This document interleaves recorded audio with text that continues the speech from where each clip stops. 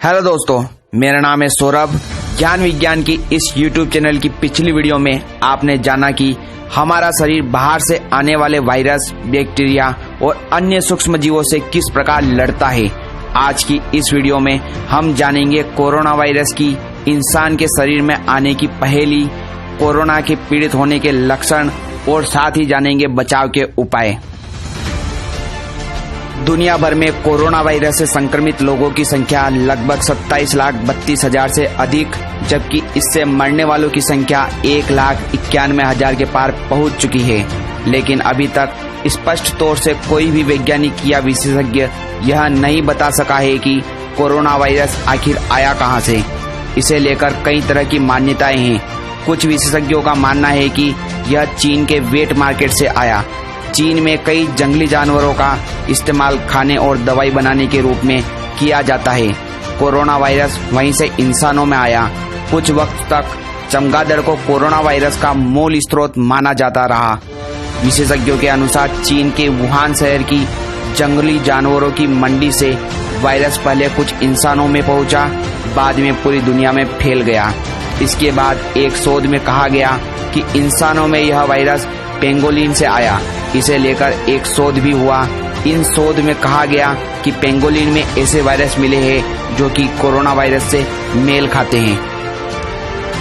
अब जबकि पूरी दुनिया में कोरोना वायरस फैल चुका है, तो कुछ लोग इसे चीन का इजाद किया गया जैविक आक्रमण भी बता रहे हैं। अमेरिकी राष्ट्रपति ने कई मौकों पर चीनी वायरस या वुहान वायरस के नाम से इसे पुकारा। इस कॉन्स्पिरेसी थ्योरी को हाल ही के दिनों में इसलिए बल मिला क्योंकि एक और जहां पूरी दुनिया लॉकडाउन से जूझ रही है, वहीं चीन में अब हालात सामान्य होते दिखाई पड़ रहे हैं। लेकिन कैलिफोर्निया में जेनेटिक सीक्वेंस को लेकर हुए शोध में इस बात की संभावना से इनकार किया गया कि इसे प्रयोगशाला में तैयार किया जा सकता है और न ही जेनेटिक इंजीनियरिंग से इसकी कोई संभावना दिखाई पड़ती है। अगर पिछले 50 सालों के आंकड़ों को देखें तो जानवरों से इंसान में संक्रमण के मामले बढ़े हैं। साल 1980 के समय बड़े मनवानुष से आया HIV संकट, साल 2004 से 2007 के बीच पक्षियों से होने वाला बर्ड फ्लू और इसके बाद 2009 में सूअरों से होने वाला स्वाइन फ्लू, जानवरों से आए इन सभी संक्रमणों ने पूरी दुनिया को प्रभावित किया है। लेकिन अगर हाल ही के सालों की बात की जाए तो सार्स सबसे खतरनाक संक्रमण के रूप में सामने आया। सीवियर एक्यूट रेस्पिरेटरी सिंड्रोम यानी सार्स चमगादड़ों से होता है, जबकि इबोला संकट भी इन्हीं चमगादड़ों की वजह से सामने आया। अधिकांश जानवरों में रोगाणुओं की एक कड़ी होती है। इनके शरीर में मौजूद वायरस और बैक्टीरिया बीमारियों के कारण बनते हैं। इन रोगाणुओं का क्रमिक विकास और जीवित रहने की क्षमता इनके नए होस्ट पर निर्भर करती है। एक होस्ट से दूसरे होस्ट में जाना इस क्रमिक विकास का ही एक तरीका है। जब कोई रोगाणु किसी नए होस्ट के शरीर में प्रवेश करता है तो वो ज्यादा खतरनाक साबित हो सकता है और यही वजह है कि बीमारी शुरुआती चरण में होती है तो वो ज्यादा घातक होती है। शहर में रहने वाले गरीब तबके के वे लोग जो अधिकांशतः साफ सफाई के कामों में लगे होते हैं, उनके संक्रमित होने की आशंका अन्य की तुलना में अधिक होती है। जबकि कोरोना वायरस की स्थिति में ऐसा नहीं है। इस वायरस से संक्रमित मरीजों में ब्रिटेन के प्रधानमंत्री बोरिस जॉनसन भी शामिल थे, लेकिन इलाज के बाद वो ठीक हो चुके हैं।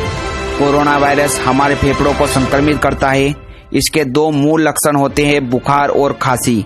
कई बार इसके कारण व्यक्ति को सांस लेने में भी दिक्कत पेश आती है।